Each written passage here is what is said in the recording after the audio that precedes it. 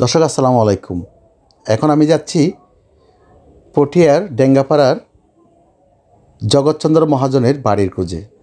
যে ব্যক্তি এত কিছু করেছেন তার বাড়িটা যদি আপনাদেরকে একটু না জানাই, না দেখাই, তাহলে কিছুটা অসম্পূর্ণ থেকে যায়। এটা হচ্ছে ডেঙ্গাপাড়া পিচের মাথা বলে। পিচের মাথা এই রোড দিয়ে আমরা সোজা ঢুকে গেলাম। এখান থেকে পিচের এই পুকুরটা একটা ঘাট আছে। এই ঘাটটাও কিন্তু জগৎচন্দ্র মহাজনের তৈরি। এই জগৎচন্দ্র মহাজন বার্মায় ব্যবসা করার সুবাদে তিনি প্রচুর অর্থ সম্পদের মালিক হয়েছিলেন, কিন্তু সবচেয়ে দুঃখের বিষয় হলো জনহিতকর কাজে তিনি তার এই সম্পদ বিলিয়ে দিয়েছেন, নিজের জন্য কিছু করেন নাই। যা বলছিলাম দর্শক, এসে পড়ছি জগৎচন্দ্র মহাজনের বাড়িতে। এটি অবশ্য বাড়িটির নতুন রূপ। তার নির্মিত বাড়িটি একসময় প্রবল বন্যার কারণে ধ্বংস হয়ে গিয়েছিল। বর্তমানে জগৎচন্দ্র মহাজনের সন্তান এবং নাতিরা এই বাড়িতে বসবাস করেন। 3 সন্তানের মধ্যে 1 সন্তান বেঁচে আছেন। উনিও মুমূর্ষু অবস্থায় আমি যখন আসছি তখন চিটাং শহরে। এবার আসি, এই যে বই, এটা হচ্ছে দুর্লভ একটা বই। আমি দেখে অভিভূত হয়েছি। এই বইটার নাম হলো রত্নগর্ভ চট্টগ্রাম। এই রত্নগর্ভ চট্টগ্রামের মধ্যে চট্টগ্রামের যত বিখ্যাত মনীষী লোকজন, জমিদার, মহাজন আছেন, সবার ইতিহাস এখানে আছে।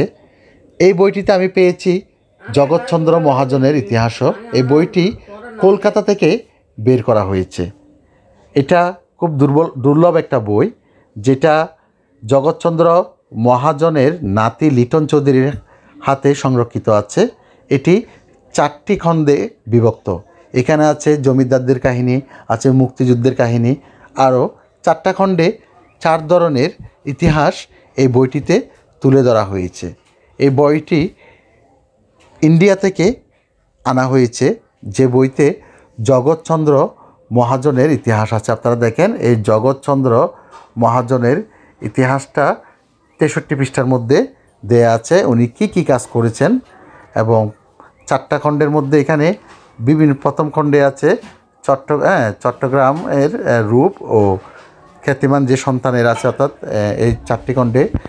তারপর এই দেখেন, আপনারা দেখতে পাচ্ছেন স্মরণীয় সন্তান, চট্টগ্রামের রূপ ও স্মরণীয় সন্তান। এভাবে চট্টগ্রামের রূপ বৈচিত্র্যের বর্ণনা আছে এবং বিখ্যাত মনীষীদের কথা আছে।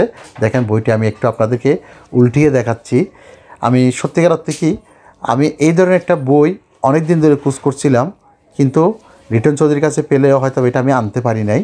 তবে চেষ্টা করব ওনার কাছ থেকে নিয়ে এটার একটা ফটোকপি রাখার জন্য, কারণ এই বইটা পড়ে অনেক ইতিহাস আমি জানতে। আমরা একটু আগে লিটন চৌধুরী দাদার কাছে একটা বই দেখলাম, যেটা চট্টগ্রামের রত্নগর্ভাদের এটা করছে যে আপনার কানুবারা ওই আপনার 11 ভাই ছিল না রত্নগর্ভা, তাদের 1 ভাই ইন্ডিয়াতে আছে। জি জি, উনি কমেন্ট করছে জাস্ট।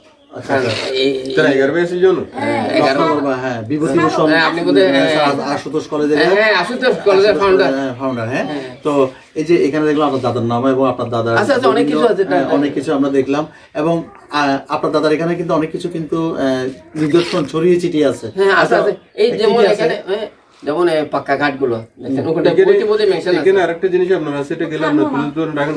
এখানে একটা তখন রেশন শপ ছিল তো আপনার, এই যে এইদিকে রোডে যেতে সময় আপনার একটা পাকা ঘাট আছে আপনার, এটা জেএমসি লেখা আছে। আচ্ছা, এটা দেখেন মসজিদ বানছে আপনার, পুকুরটা ছিল